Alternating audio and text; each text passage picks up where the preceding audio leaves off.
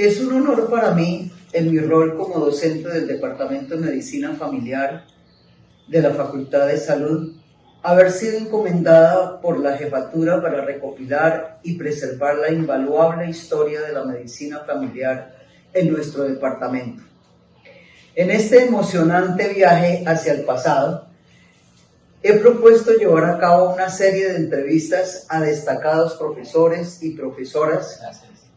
El día de hoy tenemos aquí al doctor José Alfredo Serna Ospina, médico, catedrático, y tengo el gusto de tenerlo aquí porque es una figura clave en este importante capítulo de nuestra historia académica. Junto a él, exploraremos los momentos y las contribuciones que han marcado profundamente el desarrollo y la evolución de la medicina familiar, honrando su legado y su impacto en nuestra memoria colectiva de la Universidad del Valle. Entonces, iniciemos directamente. Gracias por tus palabras. Muchas gracias, doctor. Por la misión que tienes encomendada. Muchas gracias, doctor. Entremos entonces en materia. Me gustaría preguntarle, doctor, ¿qué profesores implementaron en el Valle la estrategia de atención primaria como una estrategia exitosa en Candelaria y Cafeteros? Conozco la experiencia, profesora Amanda, conozco la experiencia de Cafeteros. La experiencia de Cafeteros, desde el punto de vista de atención primaria, fue implementada por el profesor Orlando Espinosa. Un proyecto que desarrolló en su momento de esplendor de la Federación Nacional de Cafeteros, desarrolló para el Valle del Cauca, y el profe, con muy buen atino, invitó a varios médicos familiares y desarrollaron en los diferentes municipios del departamento este trabajo exclusivo, un trabajo exclusivo de prevención primaria, es decir, eran médicos, pero siendo médicos familiares con todas las capacidades para atender la enfermedad, estaban exclusivamente dedicados a la identificación de factores de riesgo en las familias cafeteras del Valle del Cauca. Conozco de experiencias que acompañaron al profesor Orlando, pues el doctor Jesús Ignacio Díaz, la doctora María de Giraldo, son algunos de los médicos que me recuerdo que estaban trabajando con él. Muy bien, qué buena información esa. Muy bien. La universidad ha formado no solo académicamente, sino que ha producido conocimiento. Recuerdo, doctor, ¿qué otros descubrimientos se dieron a conocer internacional o nacionalmente a través de alguna innovación? Sí, claro. Yo pensaría que uno de los elementos más importantes que empezó a difundir nuestro programa era la implementación como tal de la medicina familiar en la atención primaria de los servicios de salud. Eso hizo que una vez se desarrollara el programa en un centro de atención ambulatoria, las experiencias fueran bien vistas y esas experiencias se replicaron en otros centros de salud, en otros servicios de salud de atención primaria, con algunas variaciones, pero en esencia estaban buscando que el médico atendiera a un grupo de familias, le diera una continuidad en el tiempo, y con ese conocimiento acumulado, pues para las personas que toman decisiones y las personas que manejan servicios de salud desde el punto de vista administrativo, era bastante atractivo porque el manejo era un manejo muy racional del costo. Al conocer a los pacientes de forma acumulada, pues la atención iba a ser más eficiente, había una gran satisfacción. El CAP del Seguro Social tenía siempre unos estándares y cuando era evaluado por la calidad de la atención tenía siempre una calificación superior al 90%.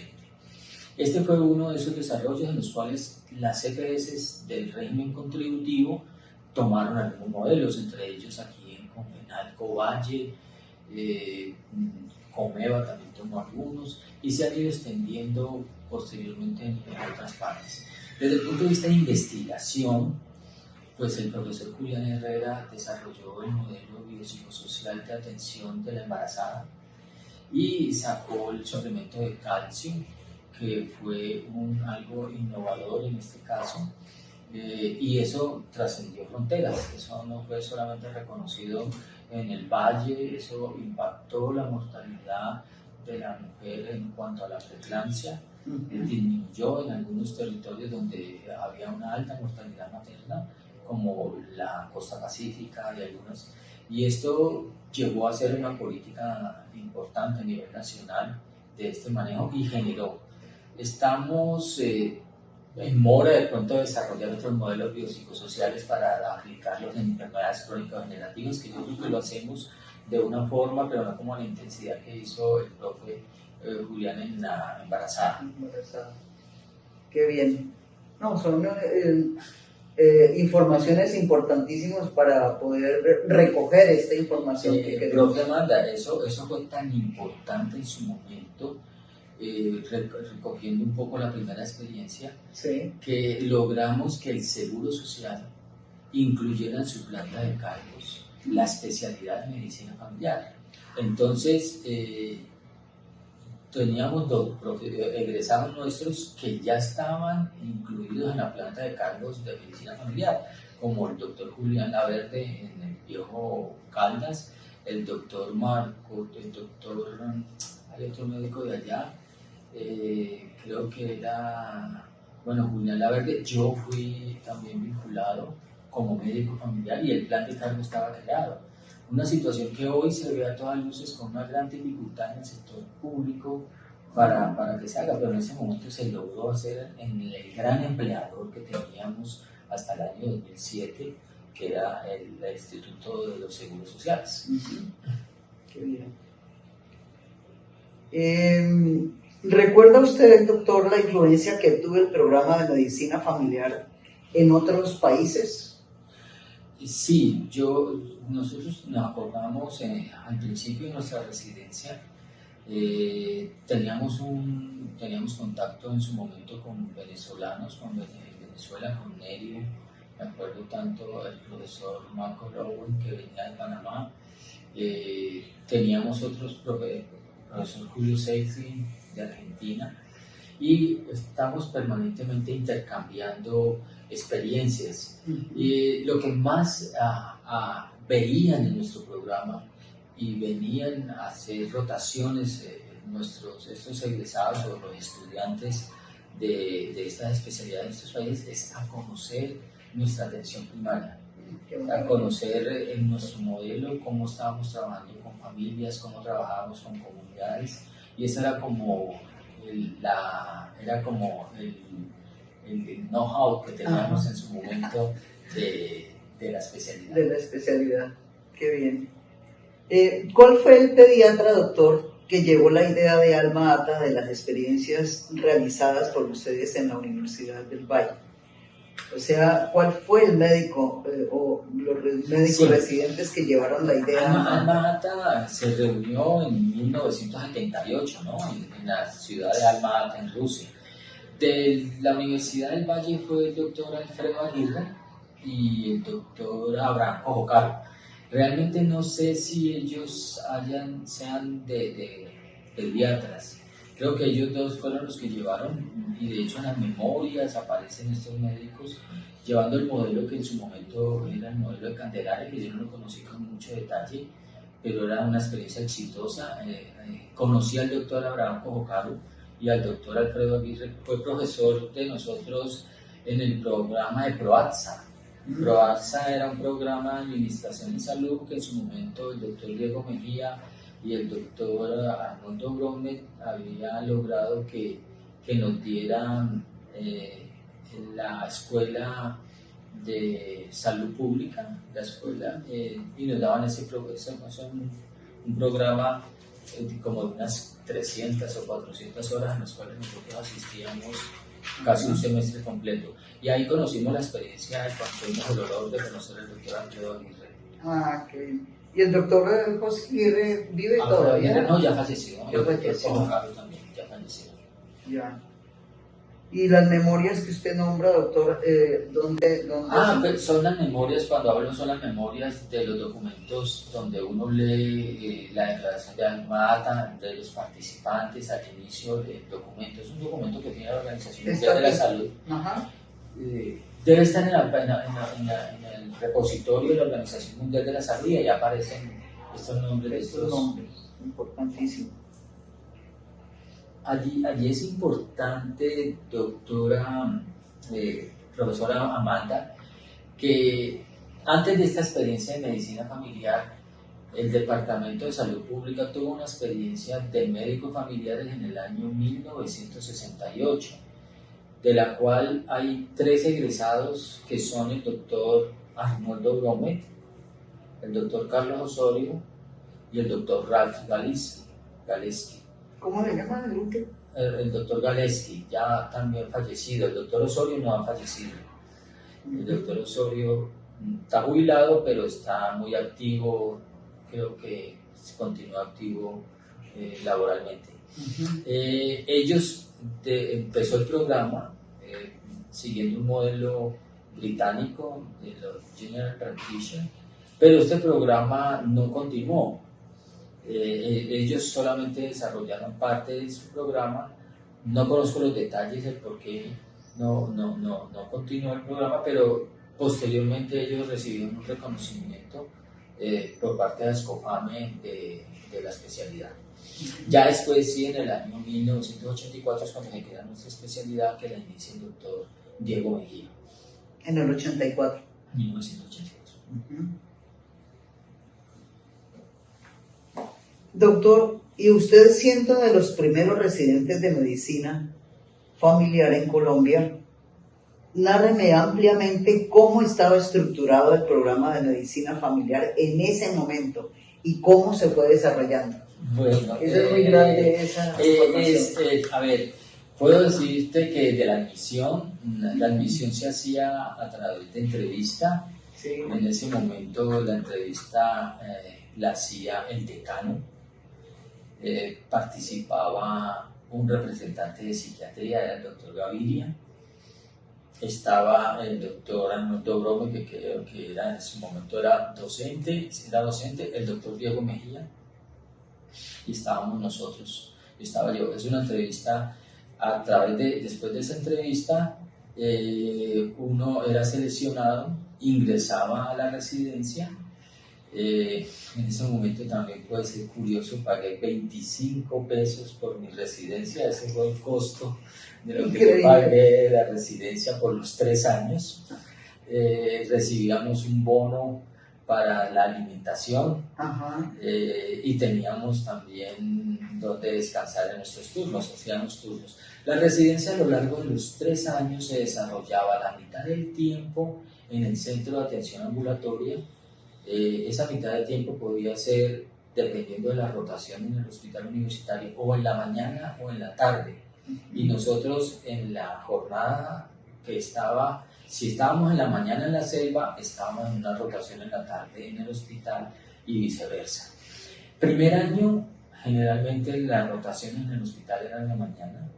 En el primer año rotábamos por pediatría, por cirugía, por medicina interna, por ginecología, y en la tarde veíamos nuestras familias. Como R1 veíamos 10 pacientes. Y así transcurrían los 3 años. En el CAP de la Selva se habían conformado 5 grupos. Eso también era novedoso y eso también era algo que dejó de aprendizaje. Pues uno siempre estaba acostumbrado a ver las filas largas para pedir cita en el Seguro Social. Pues acá en el CAP de la Selva se habían conformado 5 grupos o equipos médicos de trabajo conformados por residentes de primero, de segundo, de tercer año. Y esos grupos, la población y el área geográfica asignada al Centro de Atención Ambulatoria de la Selva había sido sectorizado. Se sectorizaba por barrios. Yo me acuerdo que yo era el grupo 5 y a mí me tocaba Panamericano, a otro grupo le tocaba a los que estaban más en el sur. Cali no tenía todo el desarrollo, estamos hablando en el año 90, 89, 90. Había el grupo 1 le tocaba como el sur. Entonces las personas llegaban a cada grupo, a cada equipo, a solicitar sus citas. Pero además las filas no eran tan largas porque ya la población nos conocía y los médicos daban unas citas previas. Yo me acuerdo que yo inicialmente todos mis pacientes eran nuevos, pero ya después de 2 o 3 meses que había conocido a mis pacientes, me dejaban tener 3 o 4 citas previas y los pacientes venían con la cita ya elaborada, venían otros de demanda espontánea. Y en el centro de salud también teníamos un consultorio de urgencias que era los urgidos, decíamos nosotros, que era para la atención priorizada. Ese que decíamos nosotros que necesitaba una atención rápida porque la empresa no lo recibía si no llevaba incapacidad y tenía que llegar. Entonces, cada uno nos rotábamos a hacer el servicio de urgencias y así se manejaba. Así transcurría el primero, el segundo, el tercer año. Hacíamos revisiones de temas en el CAP, en el Centro de Atención Ambulatoria. Teníamos revisión de temas y ahí teníamos unos especialistas que nos ayudaban a hacer la interconsulta. Entonces teníamos un internista,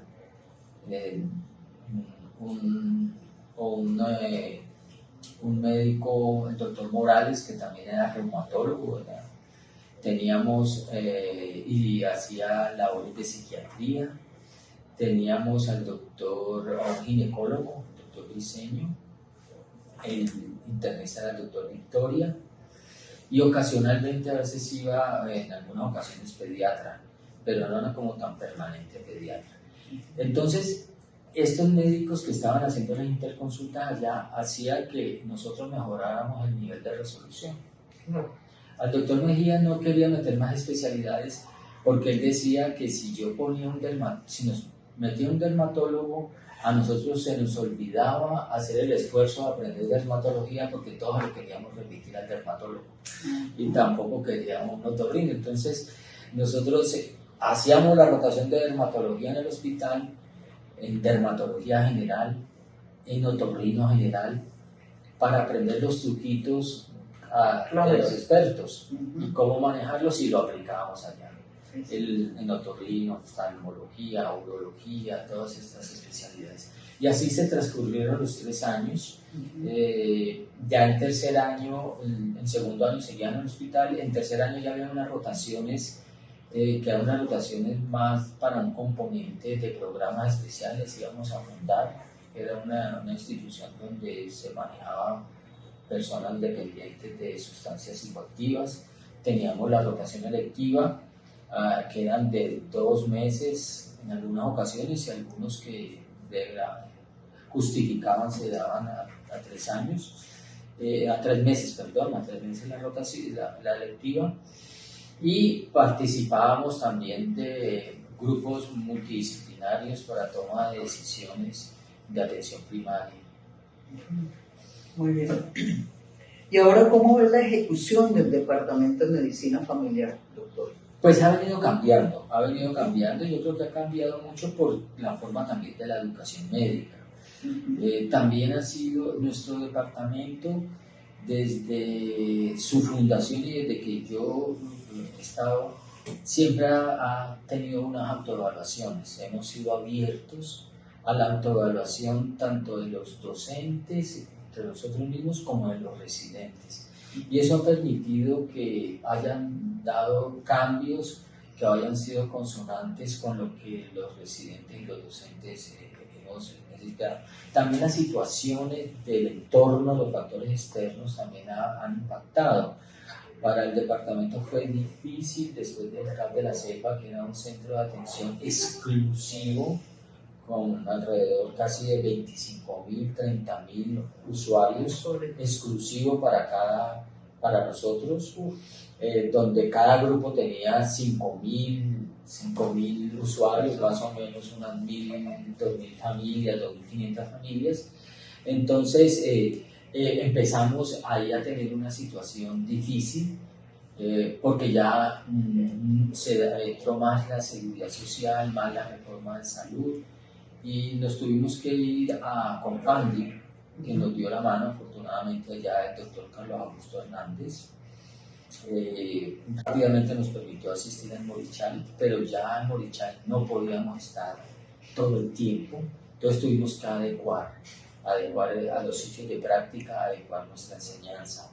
Posteriormente, con futuras evaluaciones, ya nos exigían en el hospital que los residentes nuestros no estuvieran tiempo parcial, sino que estuvieran tiempo completo. Es decir, en las dinámicas del hospital, en la atención clínica, usted hace revista en una sala y en la tarde se queda haciendo las órdenes médicas, en una sala de 40 pacientes, entonces todos tienen que meter el hombro para trabajar en equipo. Pero nuestros residentes se iban para el CAP de la Selva y eso no era bien visto por otros grupos de entrenamiento y a los muchachos también pues empezaban a hacer como un ambiente bastante pesado. Entonces creo que se cambiaron las rotaciones en ese sentido y eso sumado a las dificultades de atención nos facilitó también ir acomodando ya, no a lo largo de los 3 años, sino hacer rotaciones de medicina familiar 1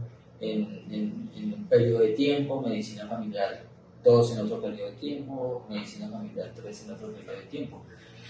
Ya en los últimos 4 años hemos tenido la apertura de ese centro que nos permitió volver nuevamente a meter a los residentes tiempo completo, un largo espacio. Eso ha sido bien evaluado porque hemos querido que tengan buen roce y buena experiencia, buena exposición al ambiente ambulatorio de atención clínica. Nosotros también nos abrió las puertas en el servicio de la Universidad del Valle, donde estamos desde el 2.º año, y ahorita hemos abierto este año lo de la S Norte. Las S nos han abierto afortunadamente y creemos que ahí estamos. Entonces yo creo que todas las condiciones de la enseñanza médica, de los cambios, han hecho que el departamento siga caminando, pues en medio de todas las situaciones que se dan,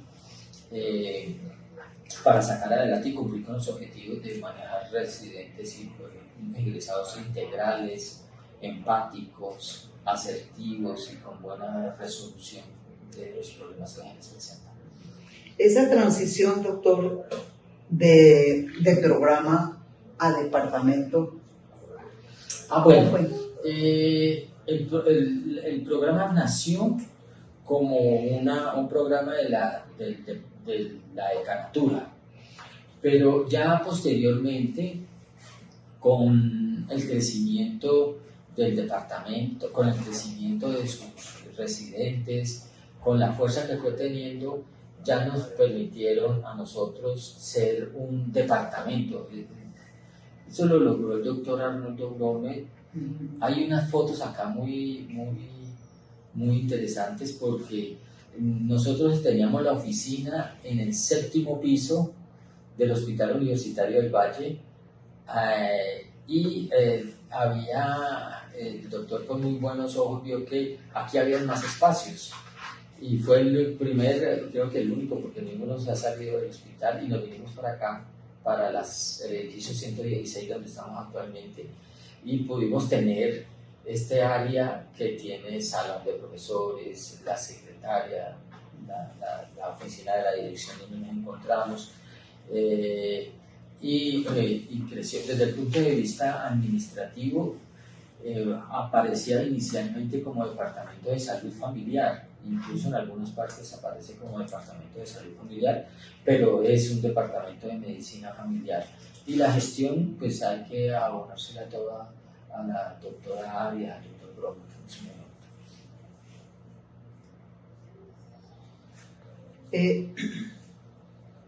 En el 3er año de residencia se eligió el Centro de Salud Rural San Joaquín. ¿Qué papel jugaron los residentes, los médicos residentes? ¿Cómo nos marcó esa experiencia de lo rural? Pero no tengo experiencia sobre San Joaquín, profe Amanda. Esa experiencia de San Joaquín, cuando yo ingresé a la residencia, yo ingresé en el año 1988, sí. Ya esa experiencia estaba terminando. Los primeros, diría que la doctora Arias, la doctora Bernal, el doctor Orlando estuvieron en San Joaquín. San Joaquín es un sitio que queda en donde quedaba Cabaza, la antigua Cabaza, en la vía de Cali Candelaria, hay un corregimiento o una avenida donde está San Joaquín, pero no conocí esa experiencia. O sea, básicamente ellos tres tienen esa experiencia. Yo creo que, y en general todo el grupo de los primeros, pero que son ahora como profes y que puede tener usted acceso más fácil, el doctor Julián Herrera, claro, doctor Julián, Orlando, la doctora Bernal, la doctora Arias. Muy bien. ¿Cómo describiría usted, doctor Serna, el desarrollo del programa? Pues me dices que en San Joaquín no estuviste. Sí, no sé. No te hago esa pregunta. ¿Cómo fue su participación y la experiencia en el Centro de Salud de la Selma? Según lo que oía, según lo que informaba. Bueno, la participación fue total, es decir, en la selva ya fue cuando empecé mi residencia, allá hice todos mis 3 años. Como miembro del equipo número 5, los equipos estaban conformados por residentes de primero, segundo y tercer año. Teníamos como siempre 10 residentes por año. Entonces habían 2 de primer año, 2 de segundo, 2 de tercer año. Yo estaba con Iván Palacios, era mi compañero, la residente 3 mío era la doctora Victoria Orozco, el doctor Iván, que ya falleció, Iván Zapata, de R12, bueno, no recuerdo quiénes eran los R2, creo que Jesús Ignacio, el doctor Carlos, era otro residente que estaba, también ya falleció, de UGA, ya me tengo que acordar el nombre de él. Carlos Guillermo Sánchez, Carlos Guillermo en este momento es el director médico del Hospital San José de UGA. Ya, el que falleció fue el doctor Zapata, Iván Darío Zapata. Y la doctora Vicky Orozco pues sigue trabajando, está muy activa. ¿En dónde trabaja? La doctora Victoria Orozco actualmente creo que estaba trabajando en el Servicio Médico Universitario, no sé si ahora está trabajando en Colsanitas, ya. Bueno, Carlos, entonces, ¿cómo era la dinámica en el CAN? Nosotros estábamos siempre, había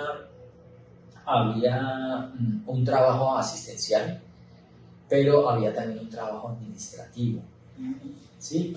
El trabajo administrativo lo hacían los jefes mayores con el doctor Brometer.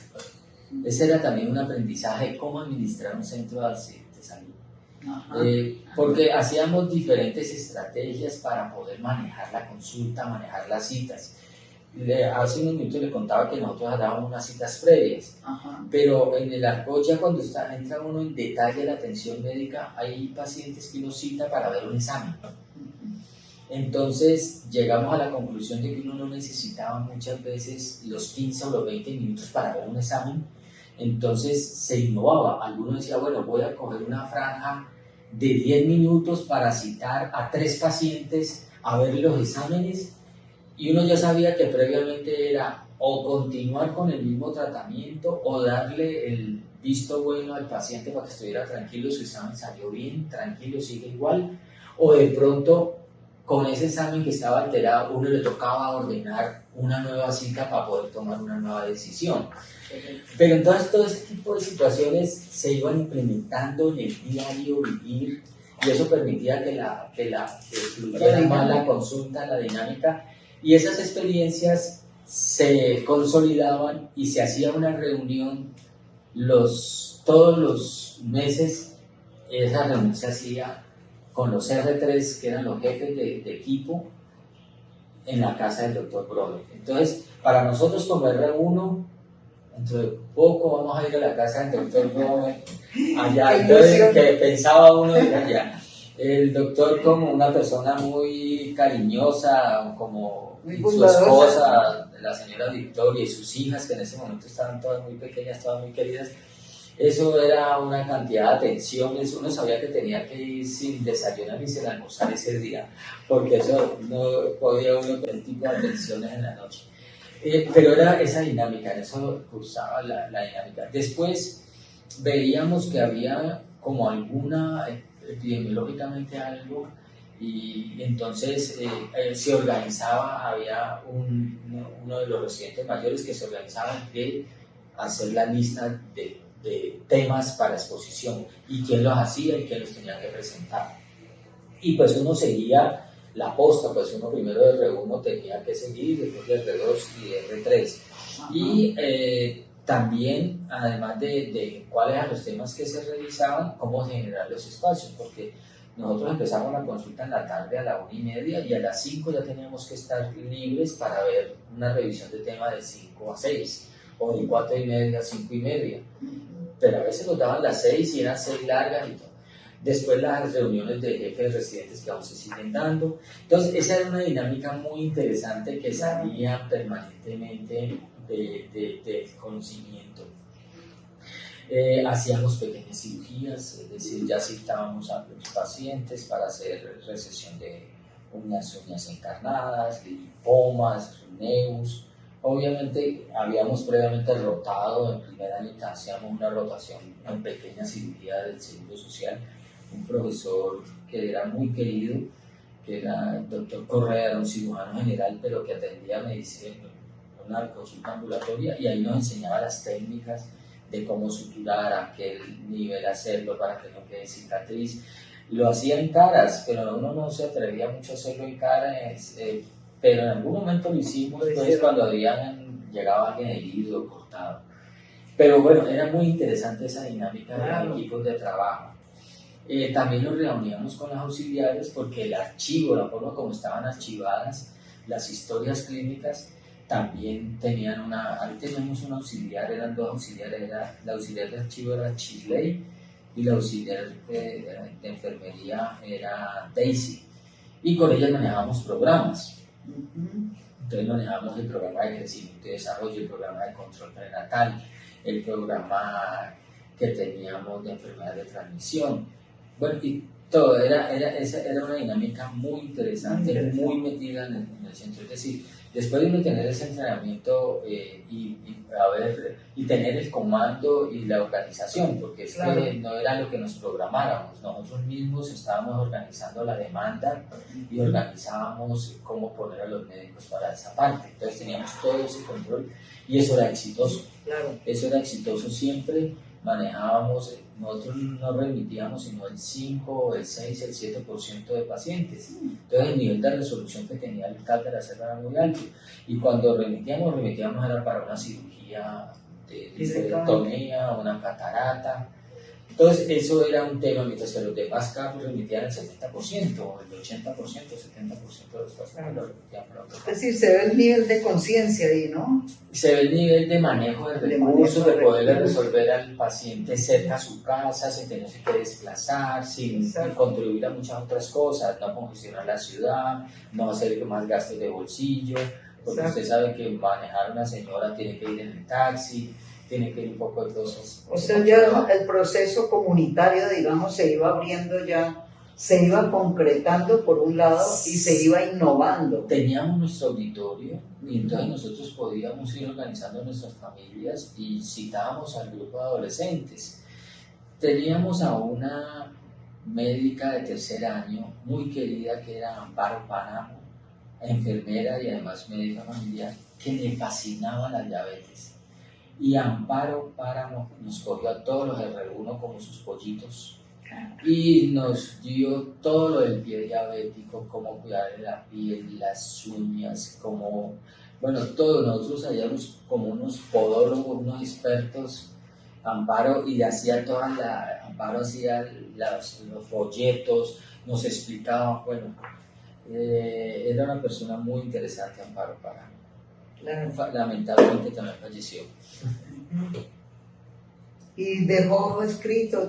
Yo creo que se ha dejado escrito, no sé si en el departamento, pero tengo algunas cosas de ella por ahí del pie diabético que me inquietó mucho, el tema. Mi padre era diabético en ese momento y por eso me llegaba muy fácil ese tema, y a todos nos llevaba, y aparte nos llevaba por iniciativa de ella, Claro. Y uno con ganas de aprender. Entonces donde había un espacio, bueno, venga acá, y nos ponía las tareas y todas las cosas, y tenía su programa de manejar sus pacientes de diabetes.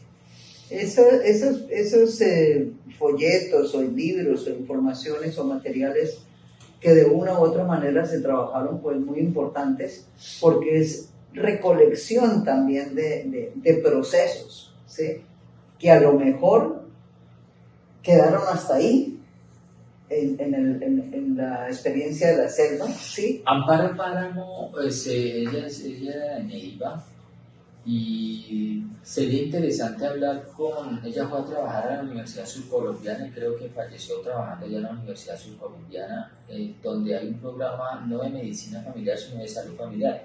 Allá también trabaja un egresado nuestro que es José Domingo Alarcón. Incluso es hermano del doctor Jairo Alarcón, que es profesor del departamento de pediatría, que fue director del hospital universitario.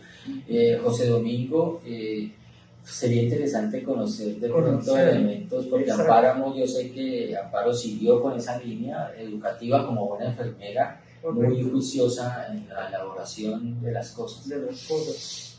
Y José Domingo está en Neiva. José Domingo está en Neiva, sí. Neiva. José Domingo Alarcón.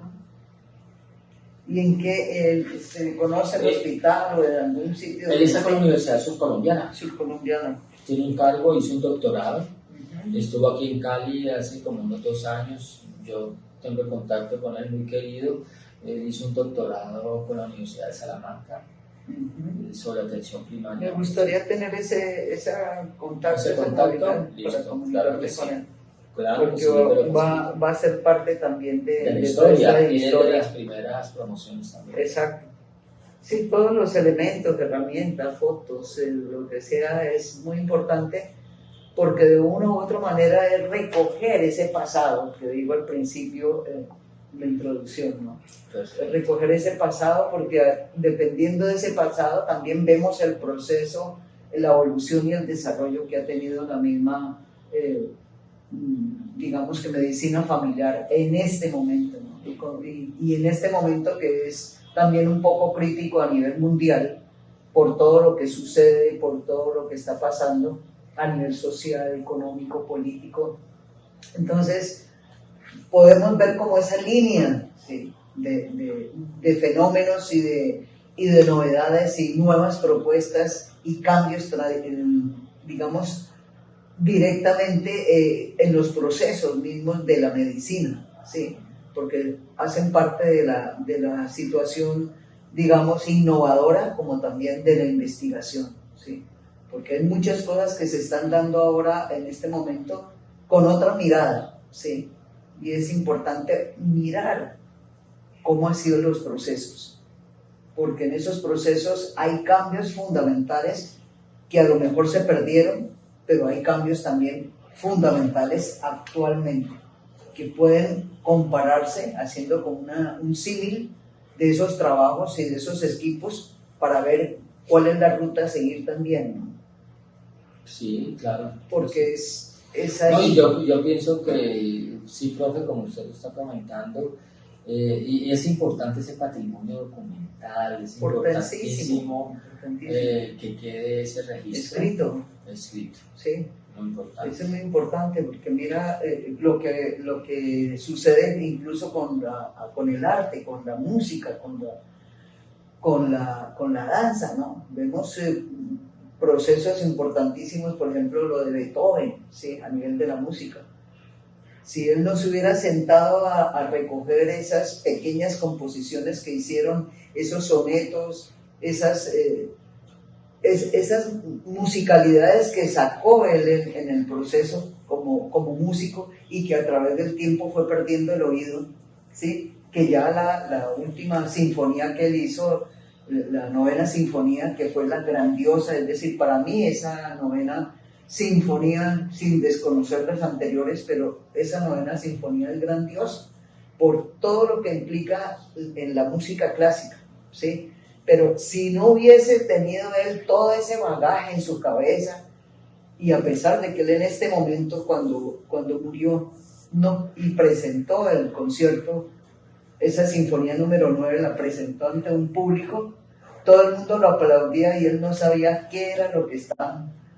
Sí, él sabía que él estaba dirigiendo la orquesta y todo, pero él no lo oyó realmente, pero lo tenía en su cabeza porque él era un músico total, digamos, ¿no? Que es cuando él ve las notas y siente las notas musicales, ¿sí?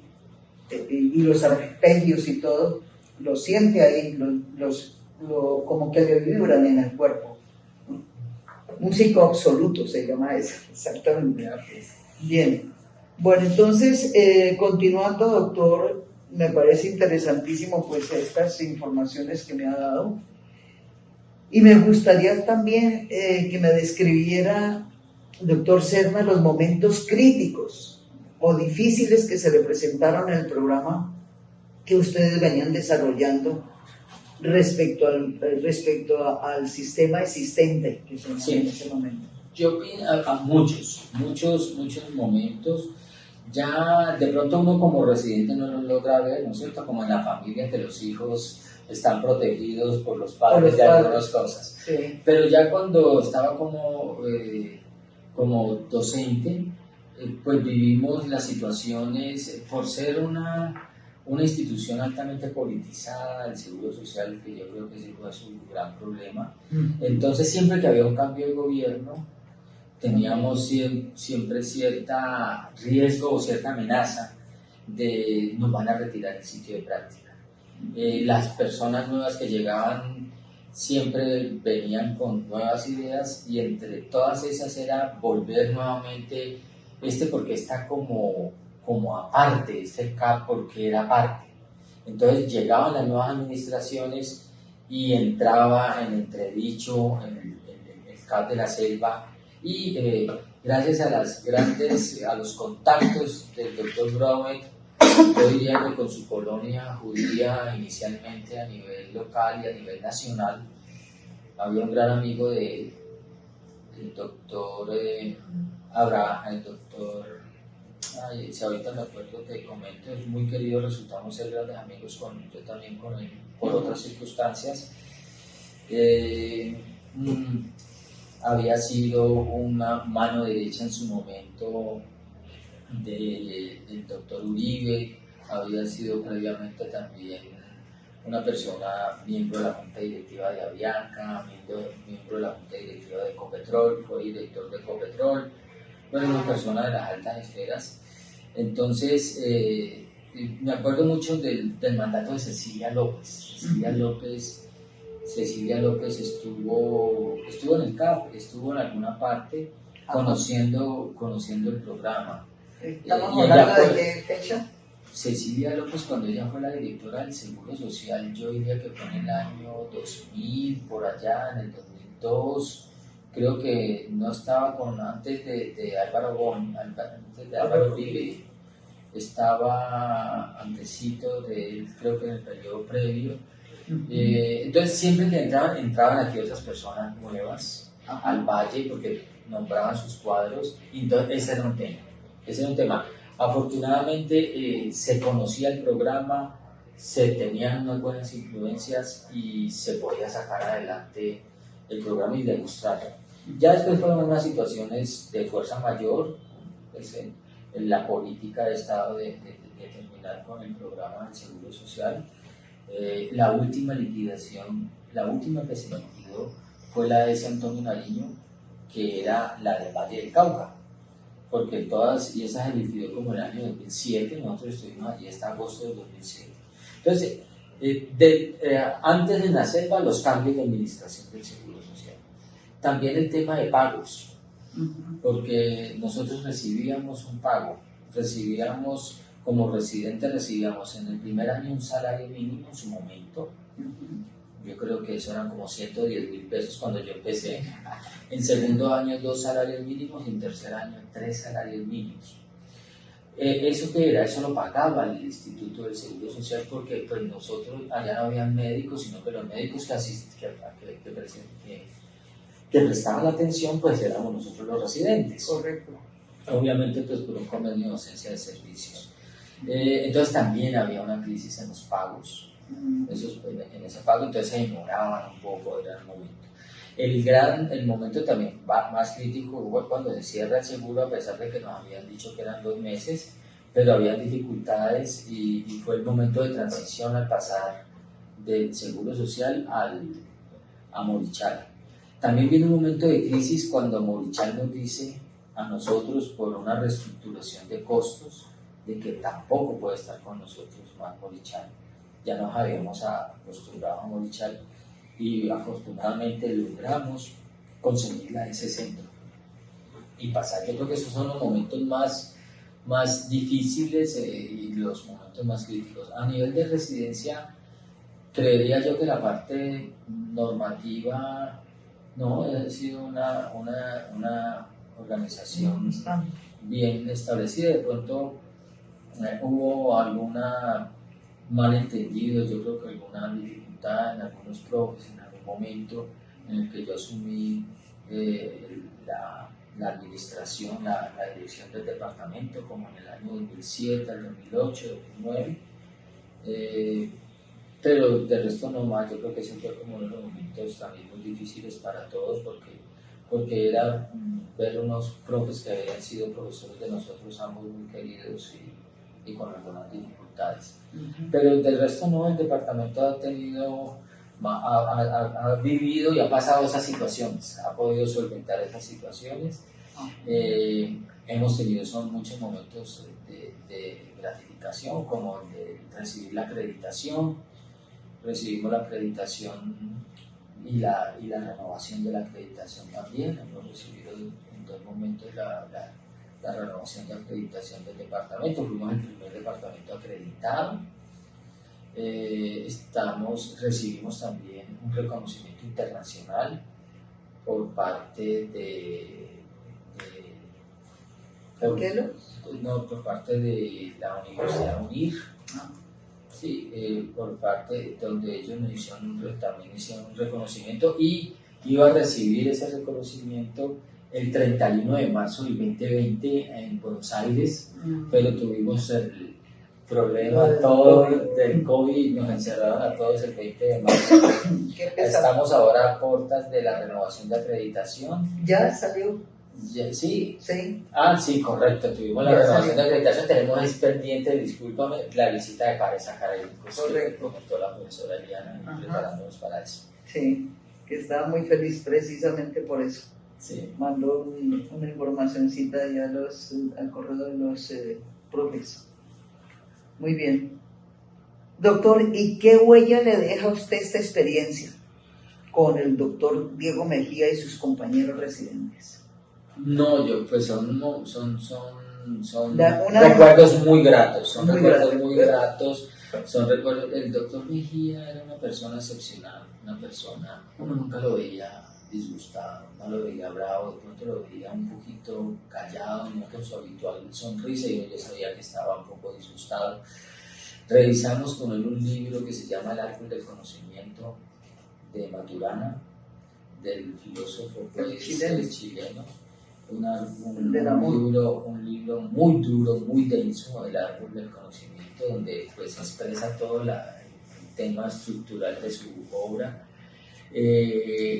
pero él lo llevaba muy amablemente y lo hacía así, como estamos aquí, nos reuníamos los 10 residentes conversando. Teníamos que haber leído previamente, no era un libro para leerlo tan fácil, uno acostumbraba a leer temas clínicos, a hacer esa parte. Los consejos permanentemente. Yo creo que lo que más disfrutamos de él fue los consejos. De mis compañeros aprendimos muchas cosas, porque yo estaba con mis compañeros, era Iván Palacios, Marta Nidia Vallejo, Héctor Romero, Andrés Duarte, que actualmente es el director de la Javeriana en el programa, está trabajando en la Javeriana. Romero está en la de los Andes, en la Sabana. Marta Nidia está trabajando clínicamente en el Viejo Caldas. Palacios es el director de la clínica del hospital local de Circasia, Iván Palacios. Claudia Villegas es médica en Armenia. Y Juan Carlos Aristizábal mucho tiempo seguimos compartiendo porque fue director de algunas EPS y actualmente está trabajando como independiente en asesorías.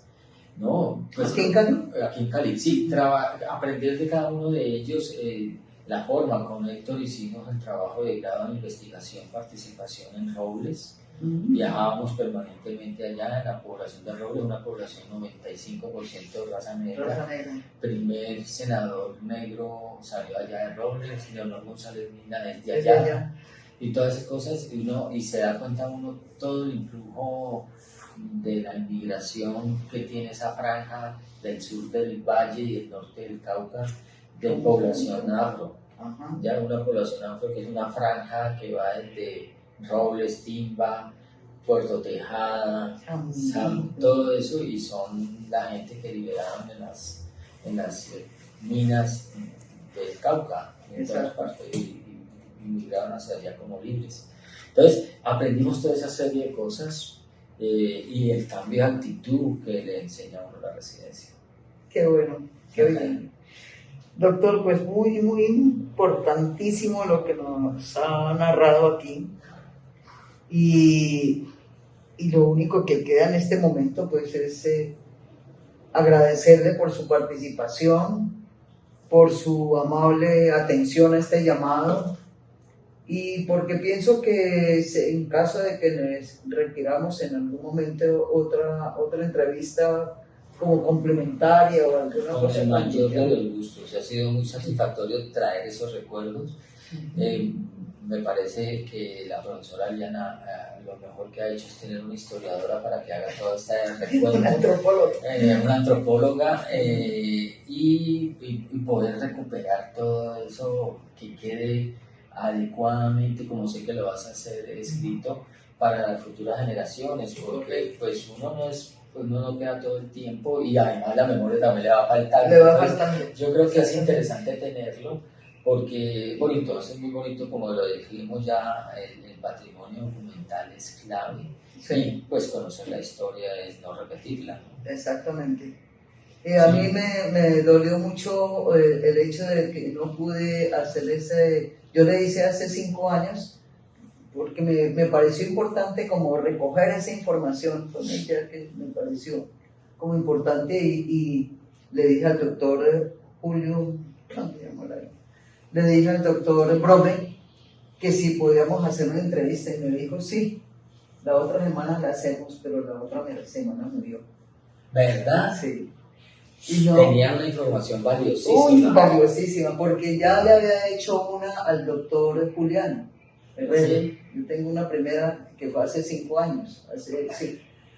Y la segunda, yo dije, voy a aprovechar al doctor Brome.